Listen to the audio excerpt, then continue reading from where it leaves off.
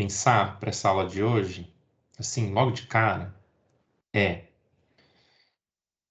colocar para gravar. E tem roteiro? Sim. Tem roteiro, eu não mandei? Vou mandar lá. Peraí. Acho que Posso mandar não. por aqui?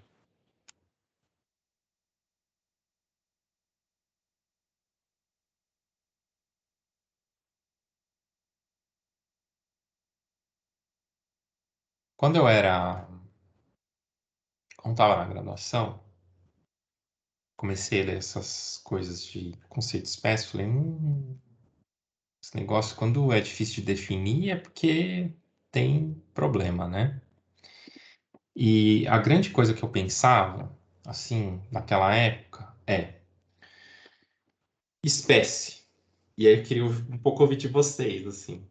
Espécie é uma coisa que existe na natureza, ou porque a gente viu ontem, não, a gente viu na semana passada, que a gente tem uma tendência de classificar as coisas, né? Que isso fez parte da nossa evolução, então a gente tende a agrupar coisas que são semelhantes e separar coisas que não são tão semelhantes. Então, será que a espécie, né? Que as espécies é uma coisa que realmente existe na natureza?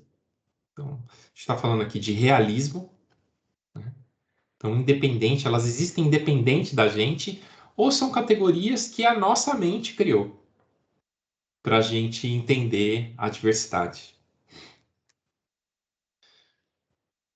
O que vocês acham? É uma questão de opinião, tá, gente?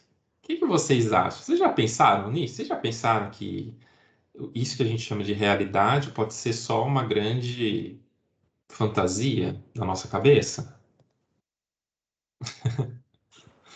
Não me dê uma nova pira, Vini, por favor. Fala, Danilo. Eu acho, assim, eu fico pensando, quando você fala isso, alguma coisa tem que ter, né?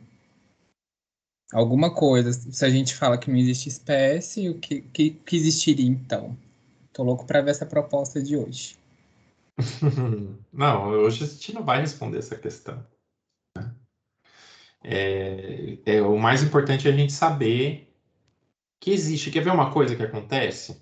Assim, não que eu esteja argumentando por um lado ou por outro, mas se você pega a história da classificação de um grupo, por exemplo, grupo de planta, você vai ver que tem momentos que tem horas que tem grupos que eles são completamente distintos, tem horas que esses grupos eles formam o mesmo grupo, né?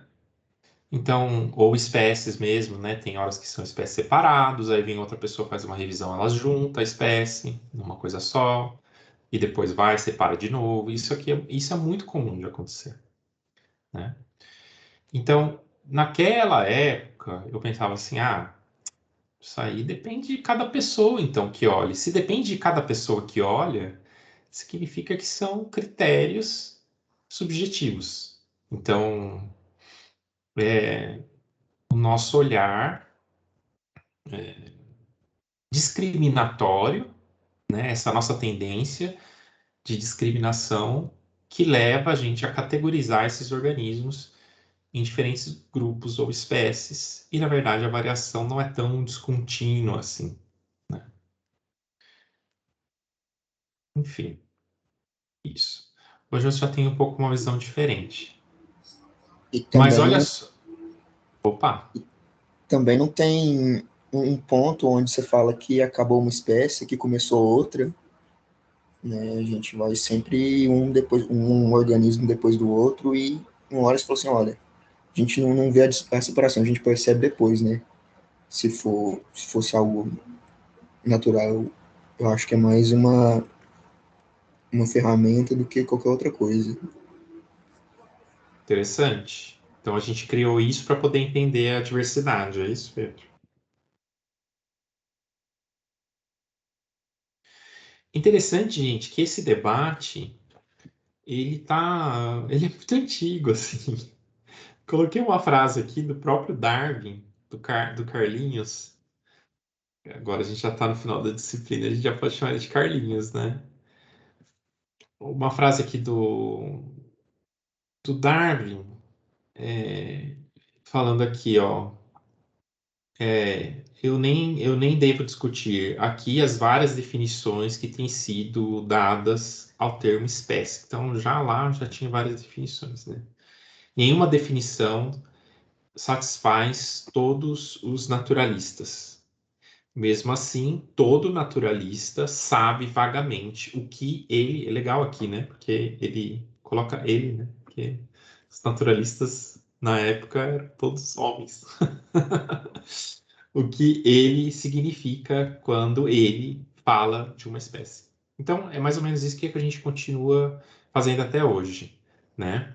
A gente não tem uma definição que satisfaz todo mundo, mas a gente sabe vagamente o que a gente quer dizer quando a gente fala espécie.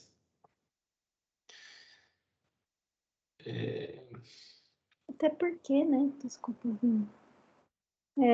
O que seria da biologia se a gente não tivesse uma concordância em algum nível do que é uma espécie? Sim, sim. E assim, eu tô falando também, gente, para vocês, imaginando que vocês, pelo menos assim, sabem que existe esse debate. Ou não, isso é totalmente novo para vocês. Vocês achavam que existia um conceito de espécie único? Alguém tinha essa percepção? Ou vocês já sabiam mais ou menos que, olha, tem esse conceito, tem esse outro conceito?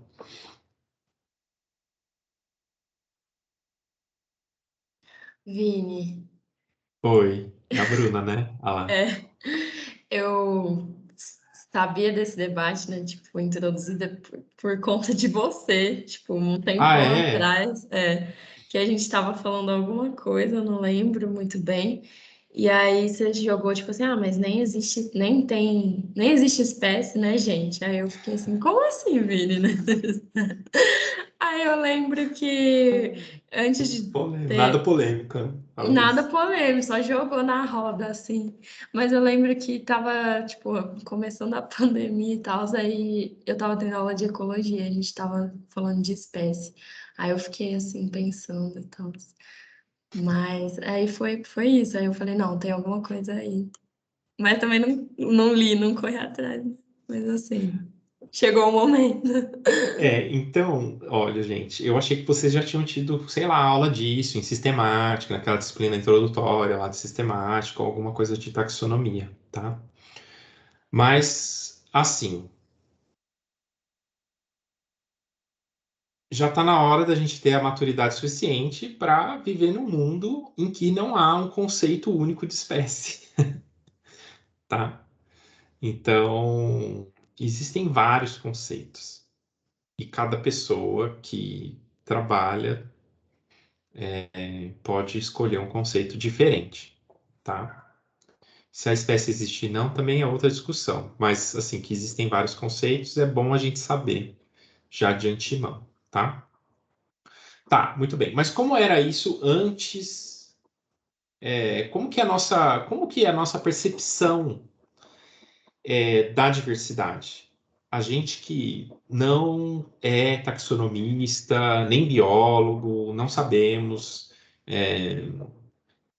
o que é não tem essa ideia vaga do que é espécie. Hoje mesmo minha irmã me mandou aqui uma foto de uma planta. Eu acho o máximo que minha irmã manda foto de planta para saber que planta que é. E ela me perguntou: isso aqui é um ipê roxo? Então, se ela ficou com dúvida que aquilo é um ipê roxo, porque ela tem uma noção vaga do que é uma espécie, né? E na verdade era um jacarandá, aquele jacarandá argentino, sabe? Olha só que interessante, é uma planta da mesma família, ali do mesmo grupo, né? Mas um gênero diferente. Mas o que que então, vagamente, né, ou intuitivamente, o que que a gente usa para delimitar esses grupos, né? Por que que a minha irmã lá, que é assistente social, e, né? O que que ela usa para fazer para ter essa percepção de que, olha, talvez isso aqui não pertence ao mesmo grupo ali. Primeiro, ela olha para os atributos morfológicos, né? Poderia ter olhado também para outros atributos do organismo. Então, olhou, falou, ó, isso aqui tem um jeito diferente, né?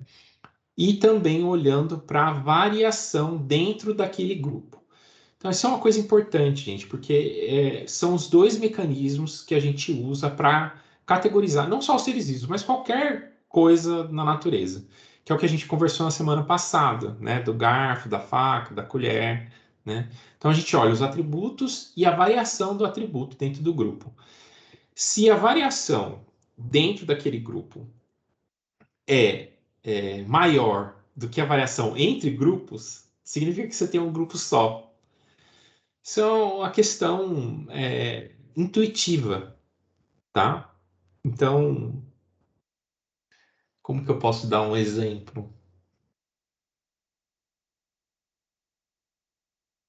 Deixa eu pensar um exemplo. Eu só penso em coisas de cozinha.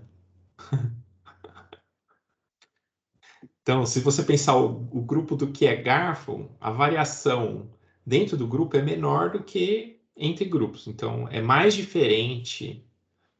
Os garfos são menos diferentes entre eles do que entre eles e as colheres, tá? Sei lá, Todd Nescau. Vamos pegar uma discussão atual. Existe diferença entre Todd e Nescau? Existe. Existe, né, Camila? Existe. Acho que o Danilo levantou a mão. Eu Ah, acho que fala, Danilo. Fala. Eu acho que ia começar uma coisa legal. Eu só ia perguntar, você está falando disso em diferentes táxons, por exemplo. Se a gente pegar os cordados, eles são mais semelhantes entre si do que os invertebrados, Isso. né? Tipo, se a gente for colocar Qualquer grupo. na nossa linguagem aqui, né? Uhum. Tá bom. Qualquer grupo, por enquanto, né? O nosso foco hoje é a espécie, mas para criar grupos a gente usa características e variação das características, tá? Então a questão do Todd Nescau são diferentes, são claramente diferentes, gente, né? Por quê? Porque a variação que existe entre o Todd, né, ali dentro daquele grupo Todd, variação no sabor, sabor maravilhoso, salgadinho, faz aquelas bolinhas, é diferente, é menor do que a variação entre o Toddy e o Nescau, né? Então, os Todds são muito diferentes do Nescau, que não faz bolinha, é super doce, enfim.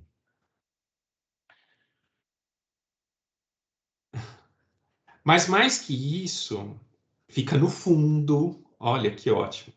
É uma bebida elitista, enquanto que o Toddy é uma bebida do proletariado. Tem isso também, né?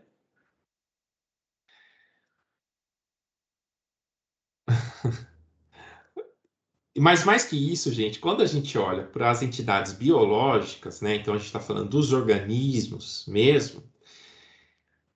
Na nossa visão intuitiva, nós também consideramos a possibilidade do cruzamento. Então, imagina vocês aqui. Peraí, deixa eu abrir aqui.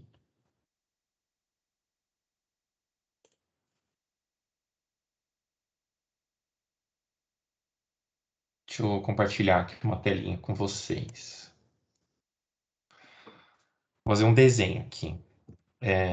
Ai, gente, eu não sei desenhar.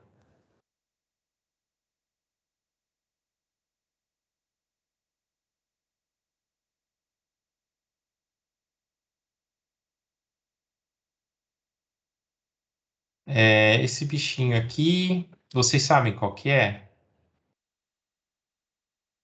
Parecendo um gato, né? Parecendo um gato. Quem que falou aí que eu não tô vendo vocês? Caleb.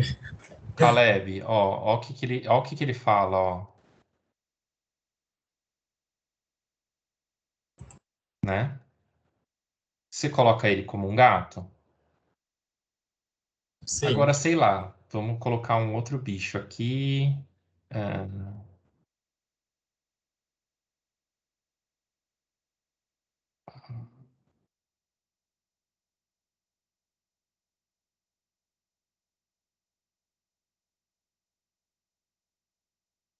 E agora, Caleb? Um rato. Um rato. Só que olha o que ele fala.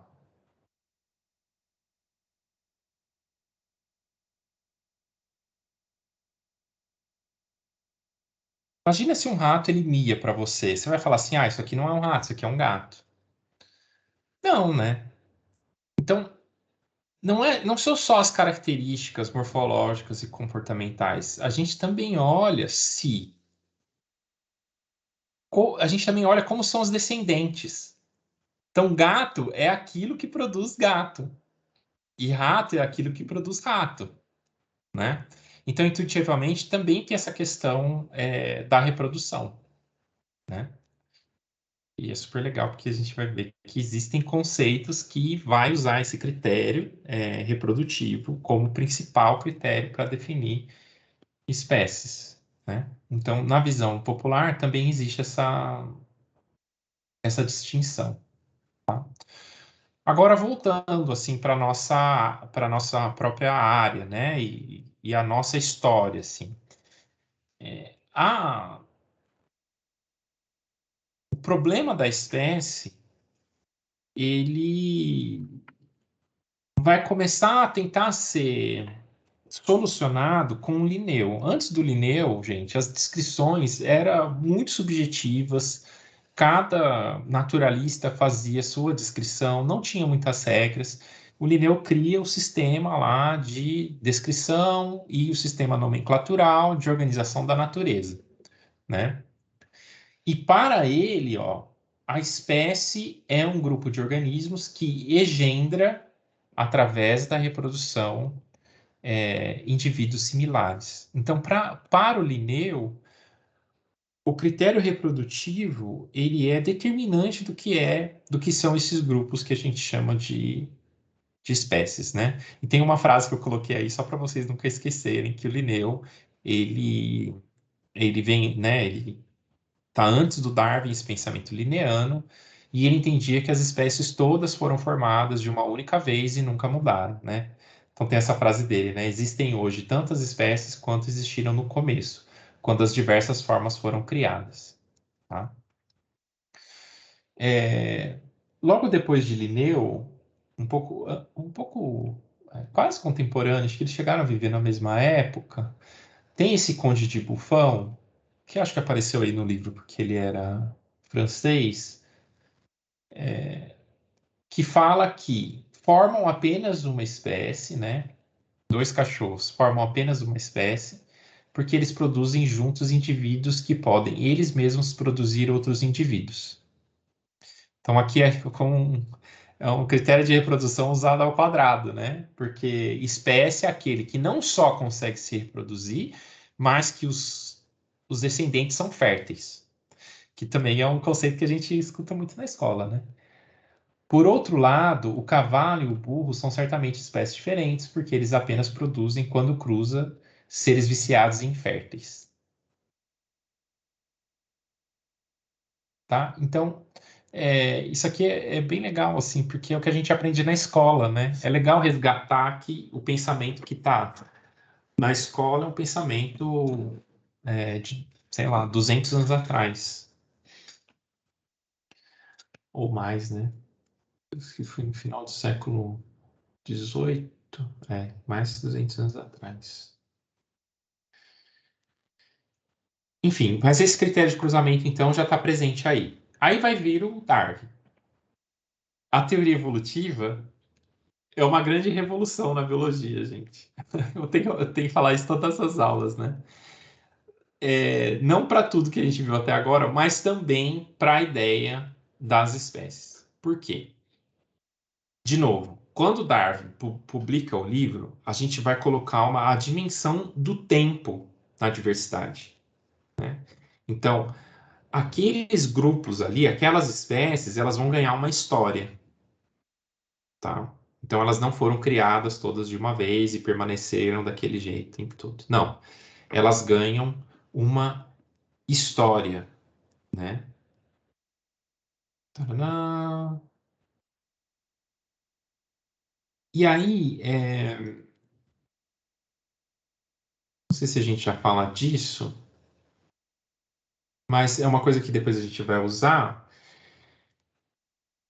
Isso que a gente chama de história está embutido aí nessa visão histórica e dentro do conceito de espécie, a relação genealógica entre os indivíduos, né?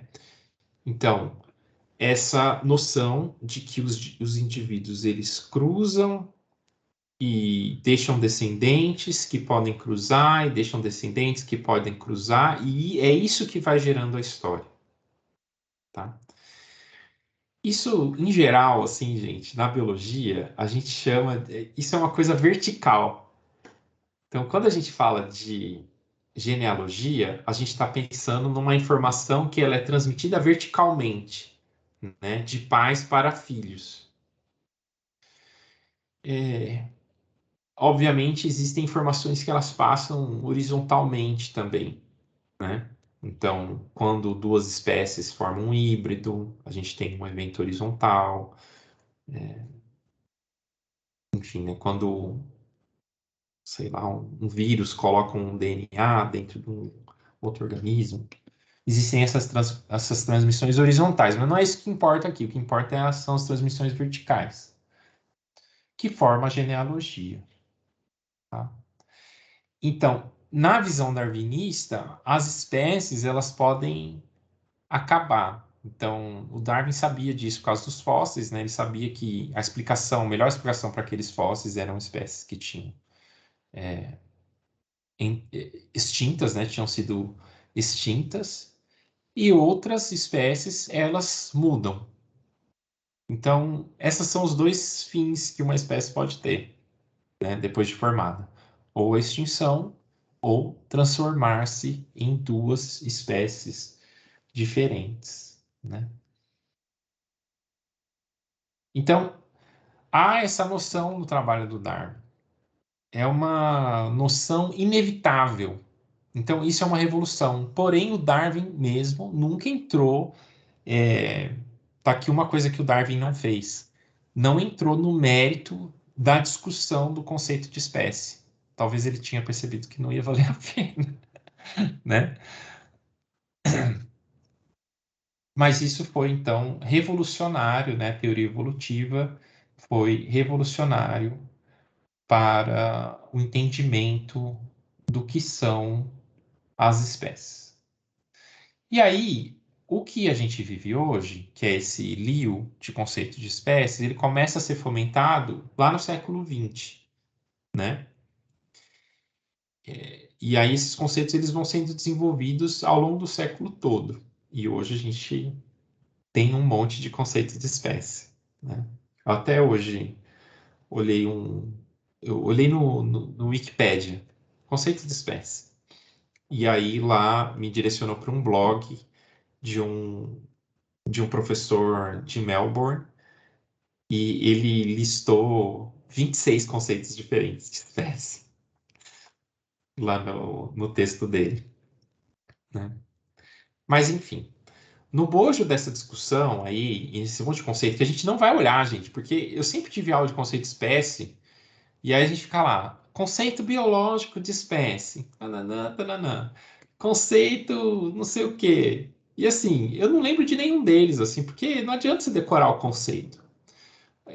Pelo menos assim, é a minha proposta, tá, gente? Se a gente quiser ver os conceitos, a gente pega uma lista lá e olha uma lista de conceitos. Eu acho que é mais importante entender a problemática, sabe? Do, do conceito de espécie. É meio que mais ou menos isso que o livro faz também. Então, eu acatei um pouco a sugestão aqui, né? Mas, enfim, no século XX tem dois aspectos que são importantes no bojo dessa discussão do conceito de espécie, dos conceitos de espécie. Um é a pertinência teórica e o outro é a pertinência operacional. O que isso quer dizer? A gente precisa de um conceito teórico do que é uma espécie. E esse conceito ele precisa ser pertinente. Ele tem que caber dentro da teoria evolutiva, que é o nosso contexto de trabalho. Mas não só isso, ele precisa ser operacional. A gente precisa conseguir usar esse conceito no dia a dia. Então, ele tem que ser pertinente do ponto de vista operacional também. E isso que é muito difícil fazer, né? Encontrar um conceito que ele seja pertinente tanto tanto do ponto de vista operacional quanto do ponto de vista teórico, né? O que é pertinência teórica? Como está no texto, é a habilidade do conceito ser aplicado a todos os organismos, né? E não só isso, mas também abranger essa dimensão profunda das espécies, que é a história evolutiva que elas têm. Então, o conceito tem que abarcar isso. Por exemplo, tem um conceito de espécie que a gente usa muito, que é o conceito biológico de espécie, que foi definido pelo Mayr, que vai falar assim, espécie são grupos, ou mais ou menos por aí, tá, gente? Que não consegue cruzar entre eles e deixar descendentes férteis. É isso, mais ou menos? Conceito biológico é mais ou menos por aí, né? Aí, junto com o conceito biológico, Mayr propôs também um mecanismo de especiação alopátrico, ficou famoso também, né? Barreira geográfica, seguida de barreira genética. Então, a gente está falando dessa história. Então, a espécie biológica, no conceito do Mayr, é aquele grupo de indivíduos que consegue cruzar entre eles e deixar descendentes férteis. Aí você fala assim, e todas as bactérias que não cruzam, elas só fazem bipartição? São assexuadas. Então elas não são espécies. Entende? Então, esse conceito, ele não tem uma pertinência teórica que abrange o caso dos seres que são assexuados. É uma boa parte assim, da biologia. Então é difícil achar um conceito que leve em consideração as duas pertinências, e isso que levou a gente a ter, sei lá, 30 conceitos de espécie hoje. Tá? Mas o que os autores propõem aqui, eu acho que vale a pena. A gente não vai definir o que é uma espécie, né? Mas eu acho que vale a pena a gente ter em mente uma ideia bem legal, que é o que eles vão discutir, né? É que os organismos, né? Ou a gente pode pensar, as espécies. Estou olhando aqui já a definição, tá, gente? E aí depois a gente volta. As espécies são grupos de organismos que eles conseguem se reproduzir uns com os outros, né?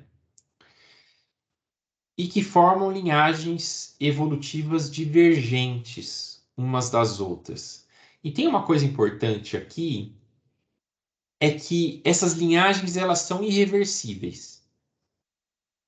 Então, uma vez que se formou espécies, não tem como voltar para trás.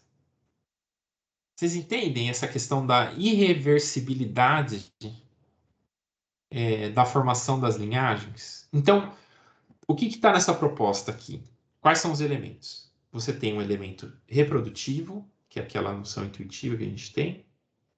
A gente tem um elemento evolutivo, que é a formação das linhagens. E a gente tem esse elemento da irreversibilidade, que a gente pode chamar também de contingência, tá? Essa visão de que a história evolutiva é formada por inúmeras contingências é muito bonito. Tem um livro que chama Vida Maravilhosa, é um livro do Stephen Jay Gould. Eu acho esse livro é muito bonito porque foi um dos primeiros livros que eu li na biologia, assim. Eu lembro que no meu primeiro semestre um professor falou desse livro e esse livro é fantástico, assim. Ele já está um pouco desatualizado, mas eu lembro até hoje, assim, do último capítulo desse livro, gente. a emoção que foi ler o último capítulo desse livro. E ele vai falar basicamente de contingência, que é essa ideia de que se a gente rebobinasse a fita da história evolutiva e colocasse ela para tocar de novo, a gente não ia chegar no mesmo lugar. Então, esse argumento está lá no Stephen Jay Gould, tá? Será que a gente... Façam esse exercício, na verdade. Se a gente rebobinar a nossa história, né? E chegar lá, sei lá, no ancestral de todos os animais e dar o play, será que a gente existiria? Como seriam as formas? Como? Não entendi, Camila. Explica agora. Naquele livro lá de métodos filogenéticos, toda vez que vai explicar os modelos evolutivos, alguns modelos usam essas matrizes de contingência. E é exatamente isso que você está falando. Cada elemento lá, ele vai ser gerado várias vezes dentro do modelo para meio que comparar lá, né? Eu não sei explicar muito bem. Só que, tipo assim, quando a gente estava estudando, eu não estava entendendo esse conceito de contingência, que é o que você está Ah, falando agora. entendi. E todas as vezes que você rodar o modelo também, você vai ter árvores diferentes, com Histórias diferentes. histórias diferentes, por causa da matriz de contingência. Isso, é exatamente isso. Existem discussões, tá, gente? De se surgiria de novo os mesmos grupos, né? Porque existe na história evolutiva casos de reversão, por exemplo, enfim. As soluções não são infinitas também, né? Na evolução. Então, é capaz que as coisas evoluam de novo. O caso mais fantástico que tem disso são os mamíferos australianos, que você pega os marsupiais australianos, tem um equivalente funcional lá de um predador de topo, que é um lobo, só que ele é marsupial. Aí você fala, então a evolução não tem muito... Não tem tantos caminhos assim para seguir, né? Evoluiu aí a mesma coisa. Aí também tem lá um herbívoro, que parece que dá para ver essas coisas. Bom, enfim. Então, o que tem aí, né, nessa noção de espécie? Genealogia, linhagem, né, evolução e contingência e reversibilidade. Uma vez que separou, não volta atrás, né? Então, será que é mesmo, Camila? Esse é o argumento que o Stephen Jay Gould vai colocar, né? Que não tem como recriar essa história evolutiva. E é super legal, porque imagina só, ele fala assim, se os dinossauros não tivessem sido extintos, jamais a nossa espécie existiria. Pelo menos para mim, quando eu li isso, foi uma coisa assim, meu Deus, que doideira, sabe? Que doideira. Tipo, a nossa existência está contingenciada a todas as coisas que aconteceram no passado. Massa. Deixa eu pegar agora aqui e vou colocar para vocês. Ter um pouco de visualização do que seria então essa proposta. Tem uma figura aqui que eu peguei na internet que mostra um pouquinho do que seria então espécies, tá? Vamos olhar de perto o que está acontecendo. Aqui, ó, no eixo vertical, nós estamos vendo o tempo. E no eixo horizontal, nós estamos vendo, a gente pode chamar de diversidade, tá? Então, ó, esse aqui é a geração menos 21. Vamos ver o que aconteceu lá. Tá vendo aqui dentro? Tá meio fora de... Tá meio pixelado, mas dá para ver que tem uma genealogia aqui. Então, que esse macho, essa fêmea aqui e esse macho cruzaram e tiveram um macho. Também tiveram uma fêmea. E assim por diante. Então, tá mostrando aqui diferentes casais, né? a história, o que aconteceu naquela geração ali de reprodução. E na geração seguinte, assim por diante. Tá? Vocês estão acompanhando aí, gente, a imagem? Muito bem. Aí, aqui na geração 16, né, na geração menos 16, né, que a gente está olhando para trás, o que aconteceu? Aconteceu uma barreira. Nesse momento aqui, não importa se essa barreira é uma barreira física, se ela é uma barreira comportamental, se ela é uma barreira morfológica, né, reprodutiva, qualquer tipo de barreira que faz com que esses organismos eles não consigam mais cruzar entre eles. Aí a gente vai ter o fim dessa espécie, ou dessa linhagem. Isso aqui que era uma espécie, todo mundo reproduzindo aqui, né, ao longo das gerações, não tem mais. Agora o que a gente tem é um grupo de indivíduos se reproduzindo aqui e um grupo de indivíduos se reproduzindo lá. Tá? E conforme essas gerações aqui vão passando, esses indivíduos continuam se reproduzindo, aí a gente já tem aqui duas espécies. Até que tem um novo evento aqui de mais uma barreira. Né? Aí acabou essa espécie aqui, formou outras duas. Tá? E aí a gente chega no tempo hoje. Né? No tempo hoje, olhando tudo o que aconteceu, a gente tem uma espécie a gente tem essa espécie B aqui, recente, uma espécie C, que elas estão em locais diferentes, mas esses organismos ainda podem reproduzir entre eles, a D e a E.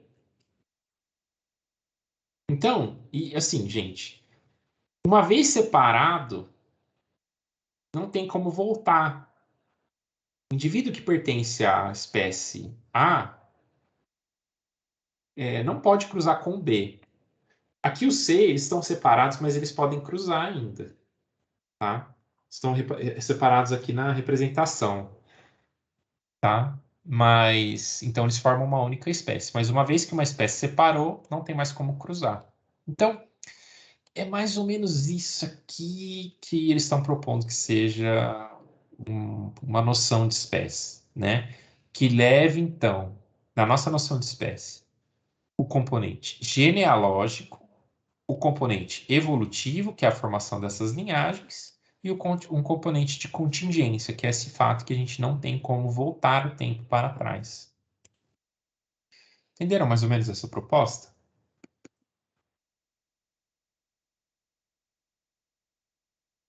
Tá. Então, aí dentro dessa figura aí, ó, a gente pode começar a entender o que eles estavam falando aqui, ó. Por exemplo, que a vida de cada linhagem é marcada por um evento de especiação na sua origem. Então, vamos supor que isso aqui é a linhagem A e essa aqui é a linhagem B. Então, tem um evento de especiação na origem, né? Então, aqui a gente tinha a origem, sei lá, a gente tinha a espécie S, ela especiou aqui na geração 16. Foi para cá, foi para cá. Formou duas linhagens diferentes, A e B. Quando que a espécie B deixa de existir? Na geração -8.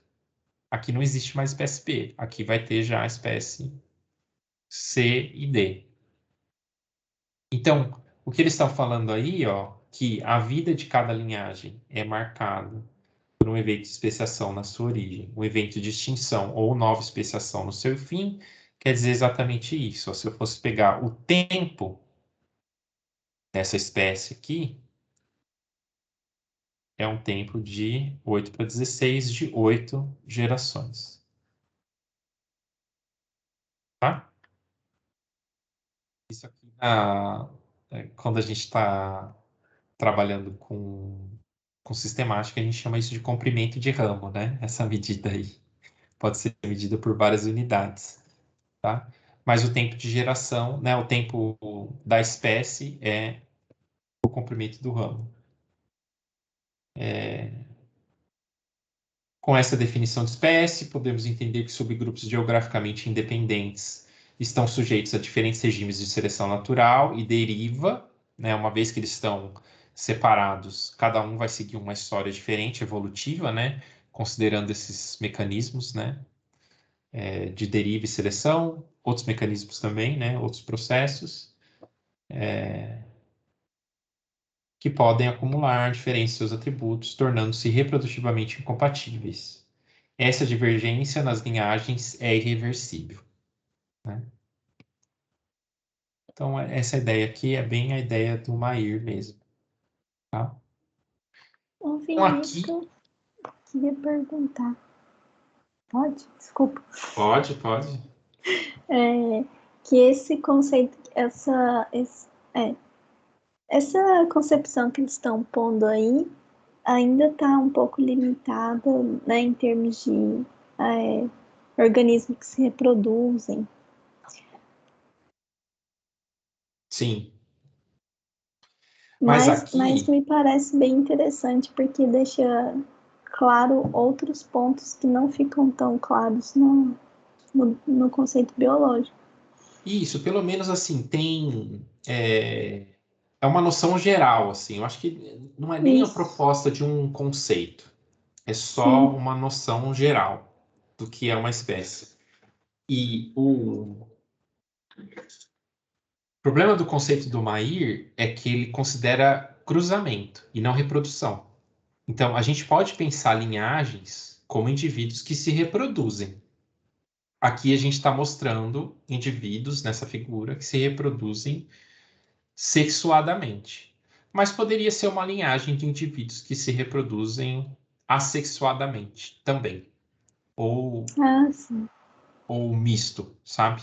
Tipo, poderia ser também. Ah, sim. Esse conceito, então, ele abrange mais. Ele é É, não um conceito, essa generalização aí é essa noção interessante. Essa noção, sim. eu acho legal também. Inclusive, assim, quando a gente olha as filogenias, que a gente olha só um traço lá. Mas, assim, aquele traço lá, gente, não quer saber as coisas que aconteceram ali, né? Do ponto de vista reprodutivo. Aconteceu um monte de coisa. Então, eu gosto de pensar a filogenia desse jeito aqui, sabe? Os indivíduos se reproduzindo, tal, formando linhagens reprodutivas e assim por diante. Então, com essa noção, gente, geral, a gente tem uma... Isso aqui é uma noção teórica, certo? Eu digo que é uma definição, né? É uma noção teórica do que é uma espécie, né? Então, é aquele grupo de organismos, né, que tem uma genealogia entre eles, participam de uma linhagem que é diferente das outras linhagens, e aquele grupo nunca pode voltar a se formar de novo na história. Então tem essa questão da contingência. Saindo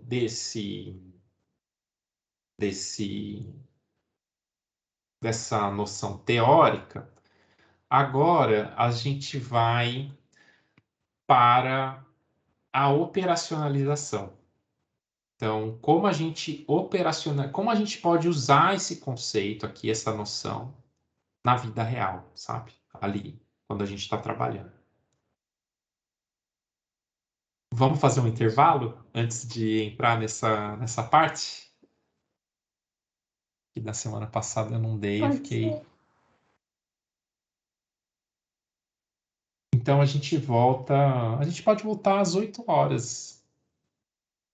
8 minutos. Deu 8 minutos hoje. Já voltamos.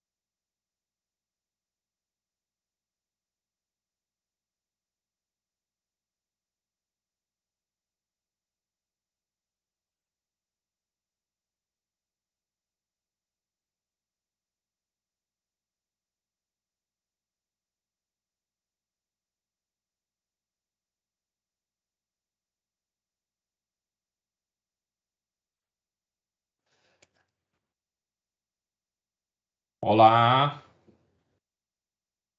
voltamos. Estão aí?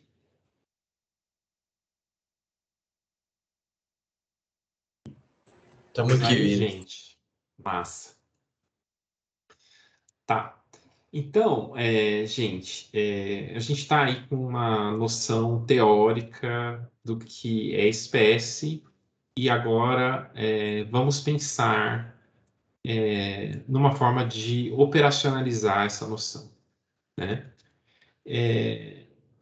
Uma coisa que a gente pode pensar de cara basta a gente olhar para a genealogia dos grupos, né?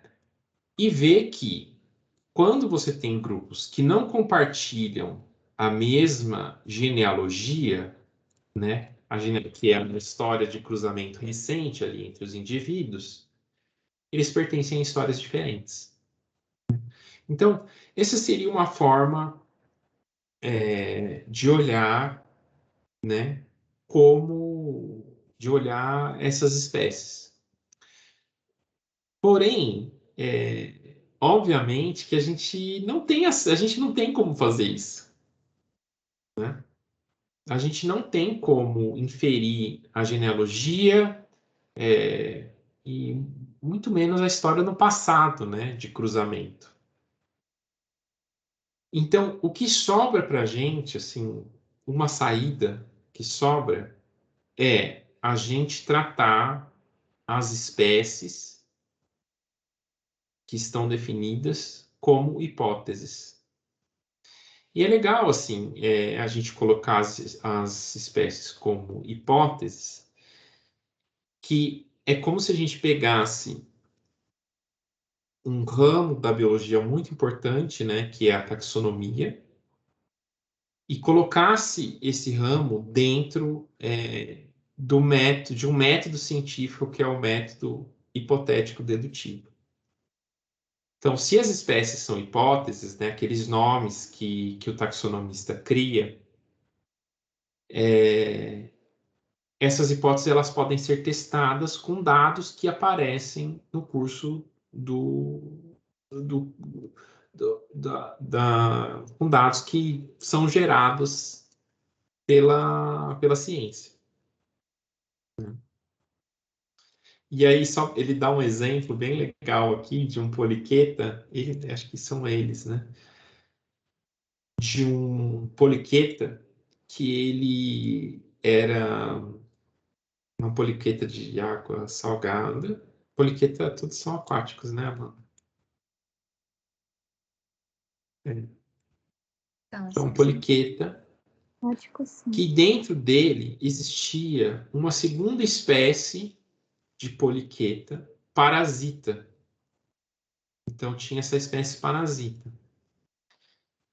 E depois, com o advento da biologia molecular, se comparou o DNA e viu que, na verdade, esse parasita era um macho. Era um macho que vivia dentro do corpo das fêmeas. Eu até peguei o artigo aqui para ver se tinha foto, gente, mas assim, eu não consigo entender aquelas imagens. Então nem trouxe, porque é tipo anatomia de poliqueta. Eu não consigo saber quando começa um bicho, quando termina, sabe?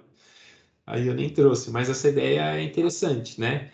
Então, o que aconteceu aqui? Aquela hipótese de duas espécies separadas, ela foi refutada.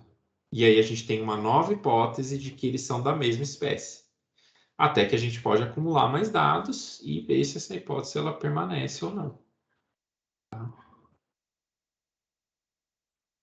E como que a gente pode testar essas hipóteses? E aí é legal que, se a gente pensar nos métodos que a gente tem para testar as hipóteses, né, de nomes de espécies, né, ou de espécies, a gente vai chegar nas três grandes famílias de conceitos de espécie que existem, que é a família de conceitos taxonômicos de espécies ou morfológicos, a família de conceito evolutivo de espécie e a família de conceito ou filogenético e a família de conceito biológico de espécie. Então, essas são as 3 grandes famílias. E a gente vai ver mais ou menos como que cada um desses métodos, então. Porque, gente, olha só, é isso que acontece. Se você fala com um taxonomista que ele está operacionalizando espécie a partir da morfologia das plantas ou do comportamento, né, em geral. Então, isso vai dar origem a conceitos que são morfológicos de espécie, né? E o que a gente está fazendo aqui, a gente está colocando isso como um método de teste de hipótese de espécie, tá? E não como um conceito final, mas como um meio. O método é um meio, tá? Então a gente está vendo isso como método, não como fim. Tá? Então vamos ver primeiro esse método morfológico, né? Ou taxonômico, de delimitação, de teste de hipótese de espécie. Que, na verdade, geralmente é o mais usado, né? E o que primeiro acontece. Então, quando a gente olha e vai falar, isso pertence a uma espécie, ou são 2 espécies que tem aqui, a primeira coisa que a gente vai olhar são os dados morfológicos. É o jeitão que aquele bicho tem, a estrutura daquele bicho, né? Ou daquela planta, né? Ou dos atributos que aqueles organismos têm, né? E geralmente esse método vai levar a gente a propor hipóteses de espécies que minimizam a variação dentro do grupo e maximizam a variação entre grupos, que é aquela noção intuitiva, né? Que a gente tem. Então a gente olha as características morfológicas e agrupa o que diminui a variação e separa o que aumenta a variação, tá?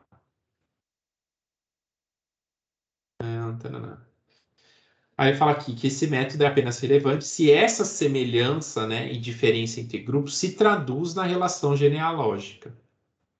Né? Se ela não se traduzir, por exemplo, você pega uma espécie que tem muita variação, ela tem um polimorfismo, né? A gente não pode classificar.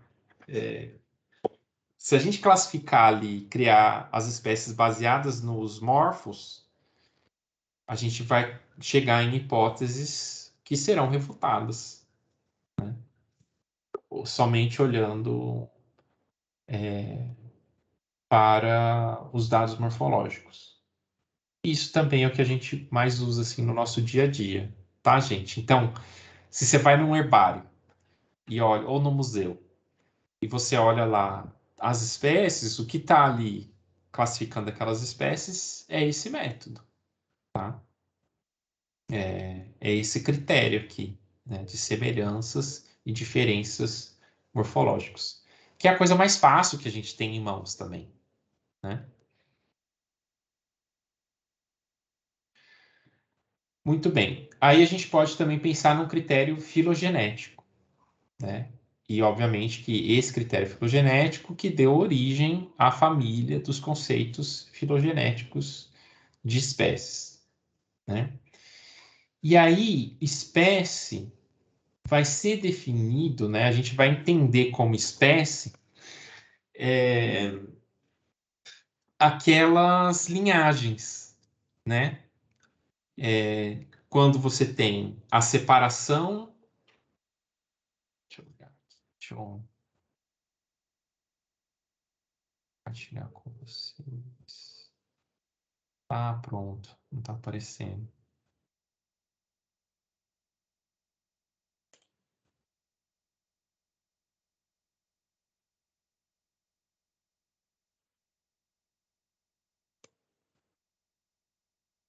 Compartilhar.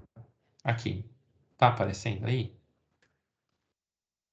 Tá. Então, se a gente pega a filogenia aqui,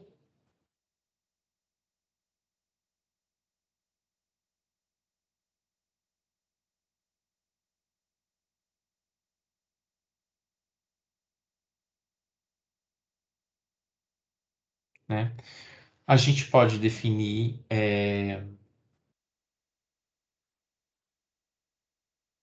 uma espécie como cada uma dessas linhagens. Então a espécie começou aqui e terminou aqui. A outra espécie começou aqui e terminou aqui, né? E geralmente a gente usa os atributos derivados, né? Então, espécie é aquele conjunto de organismos que tem um atributo derivado, né?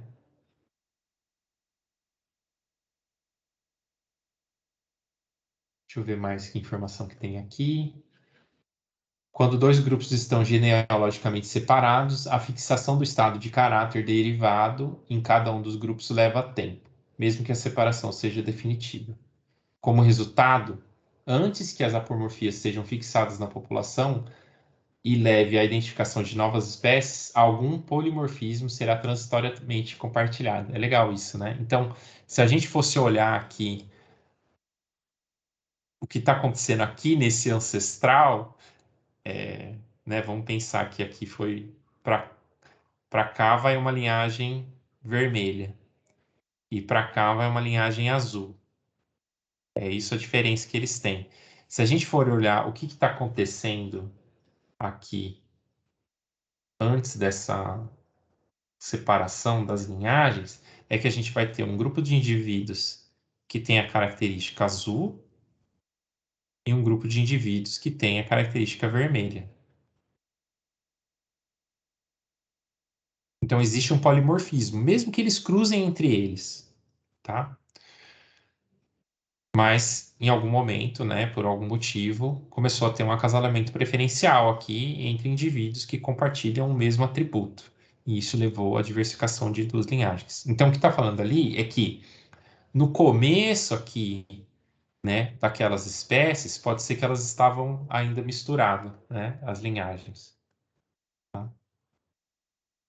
Ouvi? Foi. É que eu acho legal de comentar, porque nesse ponto que você está falando, porque uma coisa que a gente, quando a gente vai aprender, principalmente esse conceito filogenético, que a gente vê a filogenia, parece muito claro o momento que a espécie separa. Mas e aí a gente esquece quando a gente está estudando espécies e quando, né, se alguém tiver em praga da taxonomia, a hora que você estiver ali tentando identificar, que a gente, na verdade, está inserido nesse momento aí, ó, nesse momento Aqui. desse nó, a gente está no meio e tentando distinguir espécies que estão no processo, ou, sabe, populações que estão ali se diferenciando, estão virando espécie, e a gente meio que quer parar no tempo e tirar uma foto, e aquilo é o que a gente tem, mas o processo está acontecendo, então as coisas não são tão claras quanto uma filogenia, né? Quando a gente vê lá tudo separadinho, assim. Sim. E mais que isso também, né, Amanda? Isso aqui é possível que isso aqui exista por muito tempo, né? Sim, no nosso Polimorfismos. tempo, né? O nosso tempo é muito pequeno. E não necessariamente. Existem espécies polimórficas super estáveis, assim, que elas não vão Sim, se separar, né? Que o sim, polimorfismo é uma característica da espécie mesmo. sim. Então, tá até falando aqui, né, que existem polimorfismos adaptativos. Então, por exemplo, dimorfismo sexual é um polimorfismo adaptativo. Dimorfismo sexual, vantagem de atributo raro. Então, se tem um atributo raro lá que tem vantagem, ele fica oscilando de frequência na população. Isso gera um polimorfismo também, né? Adaptativo. Essa ideia reforça, né, o fato aquele fato da espécie ser uma hipótese, porque a gente nunca vai saber em que ponto da história evolutiva a gente está, Tá de pegando, né, fato. Tipo, esse essa linhagem. polimorfismo é qual? Ele está antes, ele está depois? É muito difícil, e por isso que isso reforça a ideia de hipótese também. Sim, exatamente. Isso é bem legal, né? Assim, sempre imaginar, gente, que na biologia evolutiva a gente trabalha como historiador, assim. A gente pega os fatos que estão disponíveis no presente para tentar entender o que aconteceu no passado. E o que a gente tem é uma fotografia sempre, né? A gente não tem um fato no tempo, a gente tem principalmente do que tem disponível atualmente. E quando tem os fósseis, a gente tem uma fotografia do que tinha no passado. E aí você junta todas as suas melhores evidências e faz uma proposta.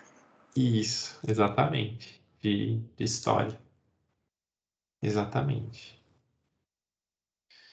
Deixa eu ver mais o que a gente tem que falar aqui de critério filogenético. Aplicação de critério filogenético à característica. Muito bom.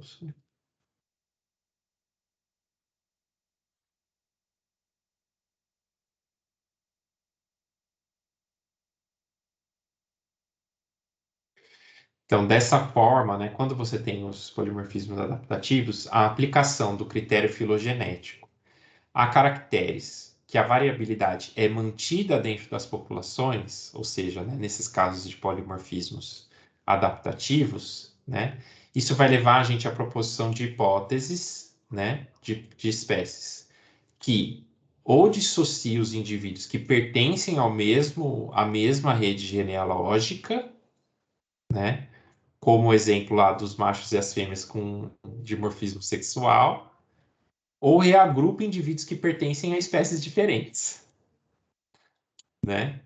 Então, os machos, aqui tem um exemplo, machos da espécie A e B de um lado e fêmeas das espécies A e B de outro. Entenderam? Então, isso também, quando a gente tem aula assim, de conceitos de espécie, a gente vai vendo os conceitos têm suas vantagens e desvantagens, né? Porque você conserta um problema, mas aparece outro, né? Então, você usar um atributo, né, uma apomorfia, o atributo novo que surgiu naquela linhagem, para delimitar uma espécie,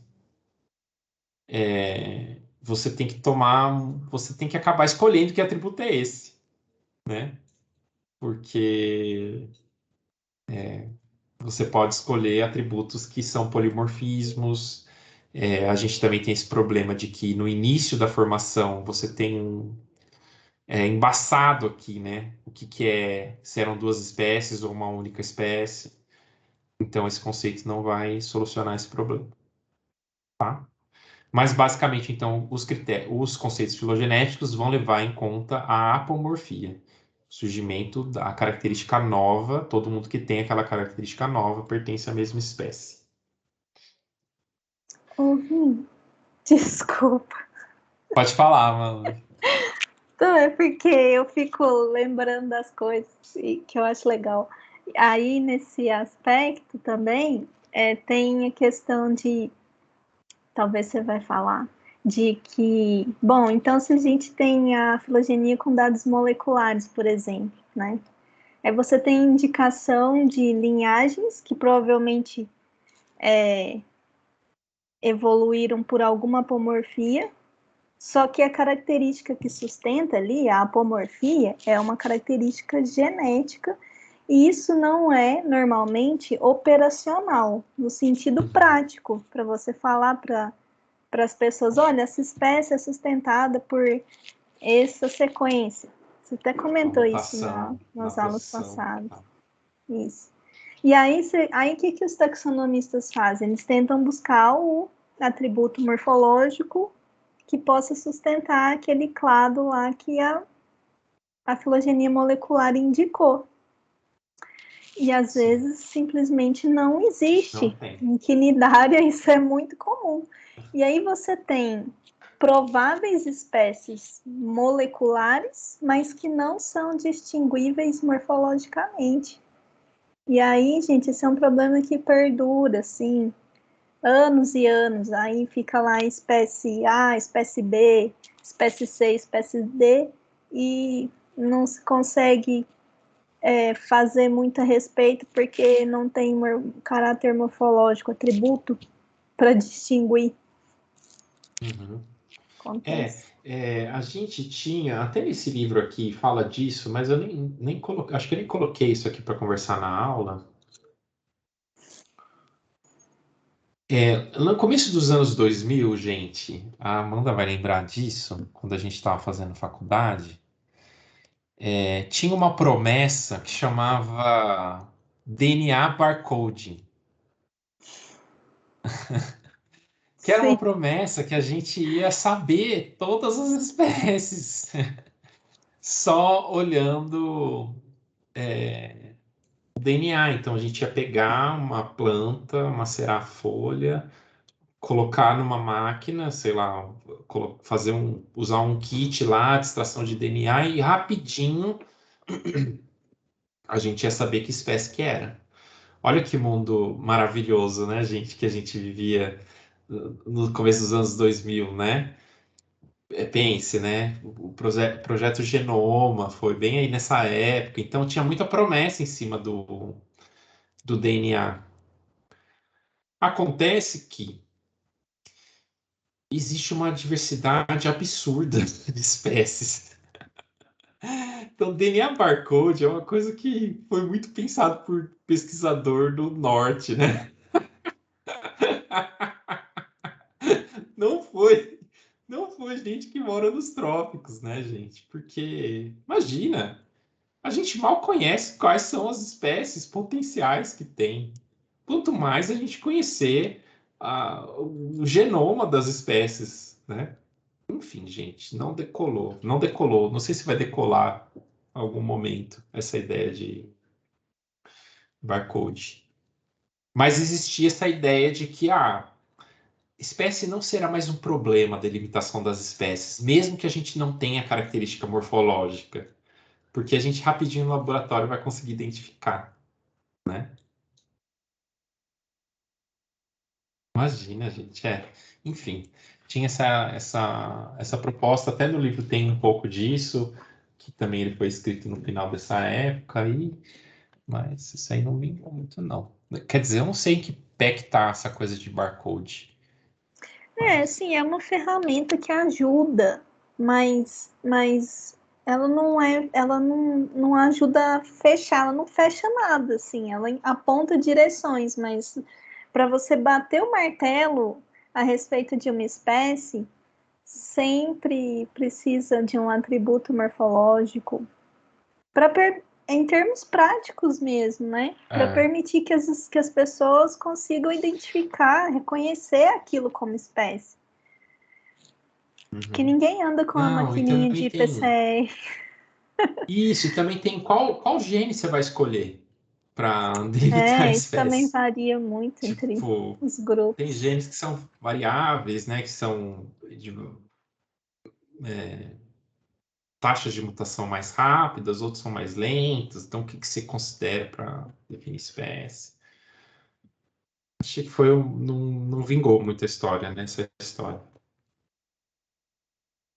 Tá, então a gente viu aqui critério taxonômico, né?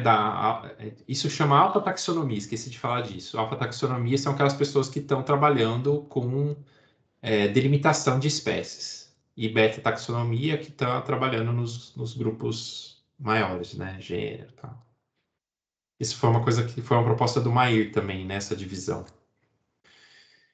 A gente viu, então, esse critério da alfa taxonomia, que é morfológico, o critério filogenético, e agora o critério biológico, que é o critério que a gente aprende lá com o Mair, né? Que os indivíduos são aqueles que conseguem se reproduzir, né? Então, se você conseguir cruzar os indivíduos, né? E eles geram descendentes que são férteis, então você tem indivíduos da mesma espécie, tá? Que é legal também, é um critério, um critério legal, assim, de você... É uma evidência, né? Como a gente está falando de espécie como hipótese, a gente está olhando aqui para evidências. Então, você pode ter, se você consegue acessar esse dado, uma evidência boa de que aquele grupo são espécies diferentes. Qual mecanismo levaria nessa a essa separação aí da reprodução, essa Isolamento. barreira reprodutiva entre os indivíduos? Pode ser um mecanismo alopátrico, então imagina que você tem... Vou fazer um desenho aqui, gente. Hoje eu tô com indivíduo, eu tô com aquela aula bem que os indivíduos são bolinhas, né? Então você tem um mecanismo alopátrico, que você tem uma população. Não tá aparecendo. Ah, não, deixa eu já compartilhar aqui. Pronto. Agora sim. Você tem uma população aqui.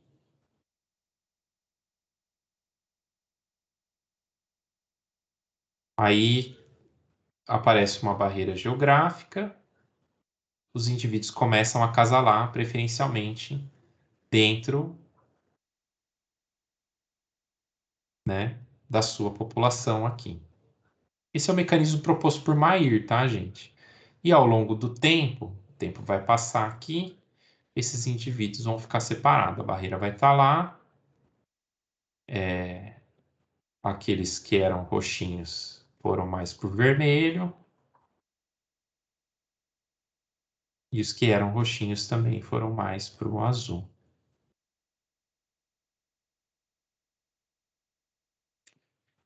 Ao ponto de que, se você remover essa barreira geográfica, então, se eles voltarem a se encontrar, eles não conseguem se reproduzir mais, né? Então, esse é o mecanismo de formação das espécies. Há também a possibilidade de formação de espécies simpátricas, né? Você tem aqui o grupo de roxinhos,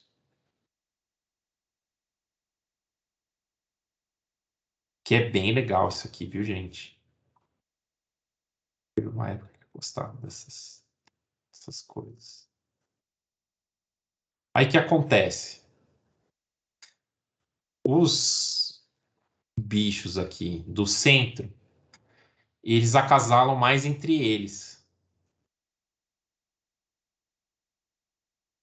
E os da periferia, que eles estão mais longe, eles conseguem acasalar mais entre eles. Então, isso gera uma estrutura reprodutiva que, com o passar do tempo, né, como está tendo um certo tipo de acasalamento preferencial, você vai ter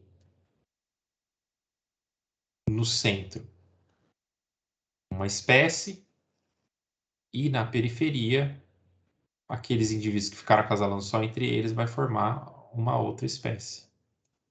Isso é especiação simpátrica, que pode acontecer também na natureza, viu, gente? Não é documentado. Super legal. Super legal. Tá? Ah, tem uma coisa que eu ia falar. Deixa eu ver se tem mais coisas interessantes aqui. Teoria no curso do tempo, os organismos disjuntivos irão divergir em seus atributos, mesmo que envolvem reprodução, essas questões serão irreversíveis. Esses organismos não poderão mais trocar os atributos. Então, ele está meio falando o que a gente está falando aqui, né? Que é irreversível, mesmo se você tirar a barreira, eles não voltam a se reproduzir. E no fim está falando, apesar desse critério ser teoricamente muito poderoso, ele é muito difícil de ser colocado em prática. Uma forma de fazer isso é analisando o fluxo gênico entre dois grupos de organismos, né? Então você pode ver se está havendo troca aqui genética entre eles. Mas também o conceito de espécie biológico, né, ou critério biológico, não explica um caso que são as espécies em anéis. Vocês já ouviram falar disso? não tive muito tempo de preparar e tô falando de coisa que está vindo na minha cabeça agora. A gente poderia ter colocado exemplos, né? Mas espécie em anel é um fenômeno documentado tanto em planta quanto em animais, que é o seguinte. Um caso bem famoso é isso. Eu não conheço esse caso das gaivotas, mas o caso mais famoso é dos lagartos do gênero Anolis, né? Na América do Norte, ou também das plantas do gênero Crotalária aqui no Caribe. O que acontece? Tanto nas plantas quanto nos animais. Para as plantas, cada uma está em uma ilha do Caribe. Então, você vai lá na Jamaica, tem uma crotalária de uma espécie A. Você vai na Costa Rica, não, Costa Rica não, sei lá, República Dominicana, tem a planta da espécie B. Aí você vai no Panamá, tem planta espécie C. E assim vai, tá, gente? Colocando aqui. Então, imagina que são 5 espécies, tá? E o caso dos anólis é a mesma coisa.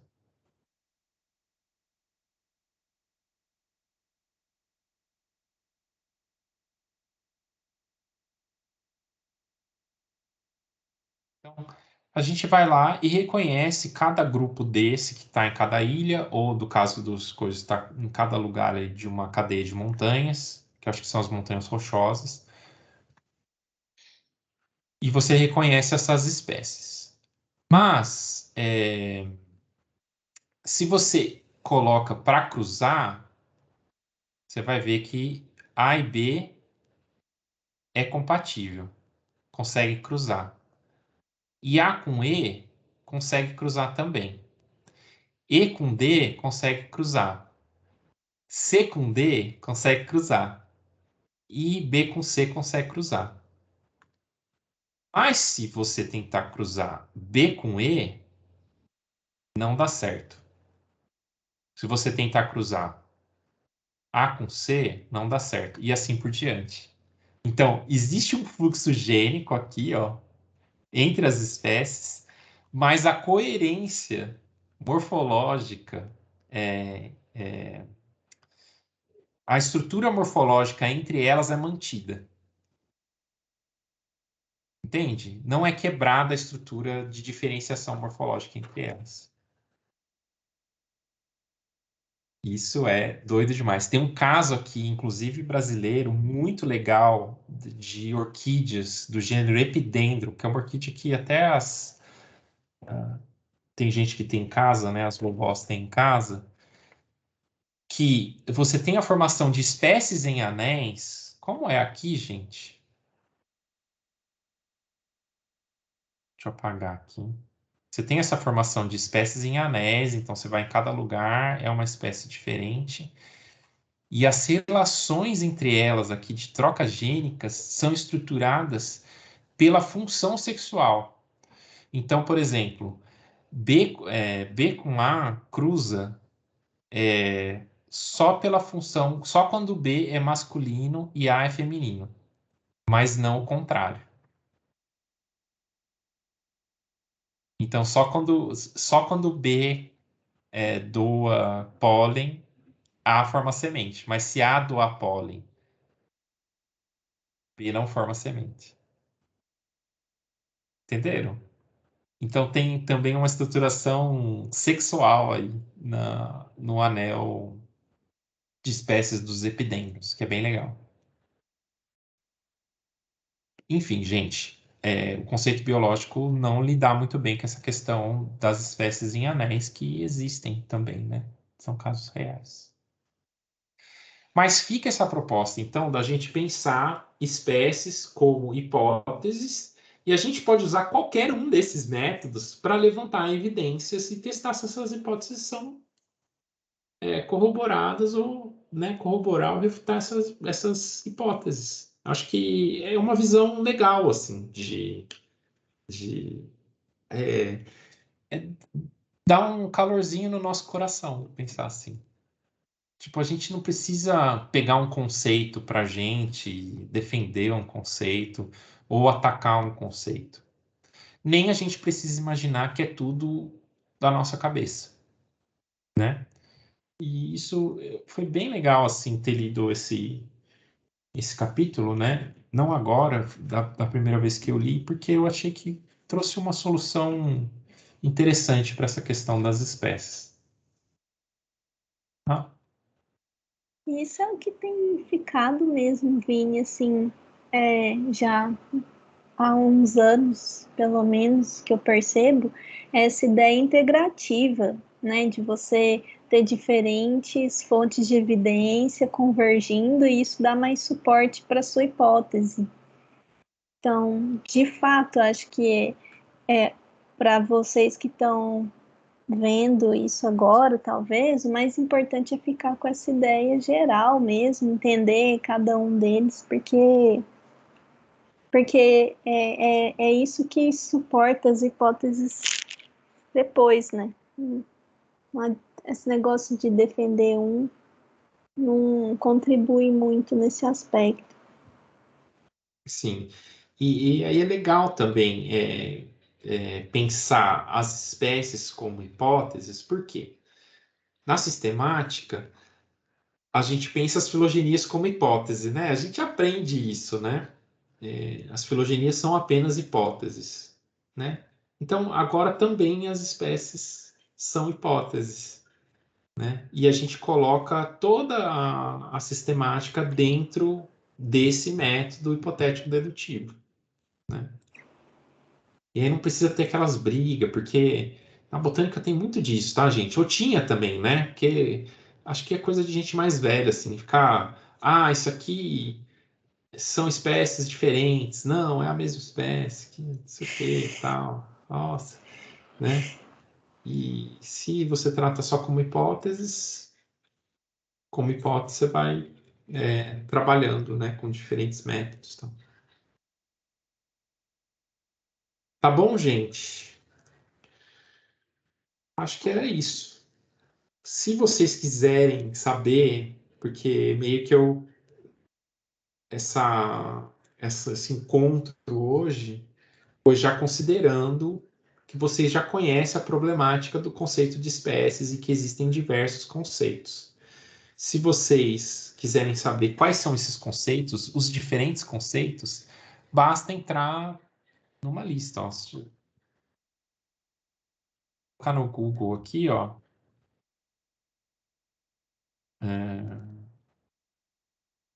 Na verdade, é melhor colocar assim, ó.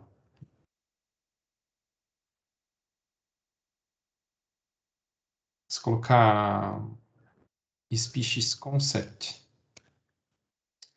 sempre vai ter um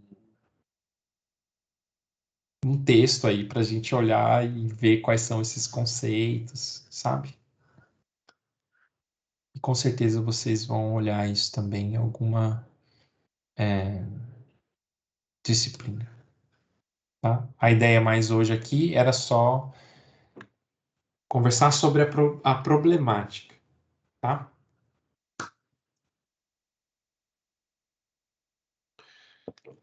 Vai ter lá Alguém me pediu uma pessoa que não se identificou. Deixa eu ver quem que era. Peraí, gente.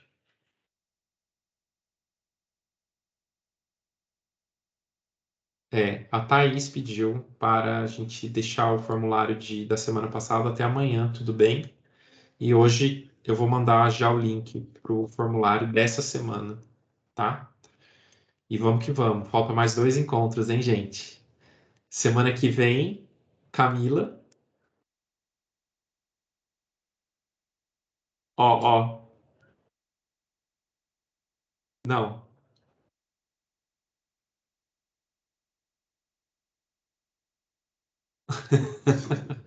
Vai ter que fazer mímica, cara. Imagina ela tá falando assim, não, não vou poder dar aula. E a gente, ai, Obrigado, Camila. Semana que vem você, hein? Não. Mas semana que vem tá tudo certo, né, Camila? Ela tá escrevendo. Sim.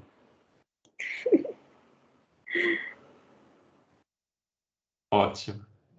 Descendência, tá? Massa. Massa também. Tá bom, gente? Então, espero que vocês tenham uma ótima semana. Lembrem de participar dessa reunião aí aberta no dia 30. Deixa eu olhar de novo aqui.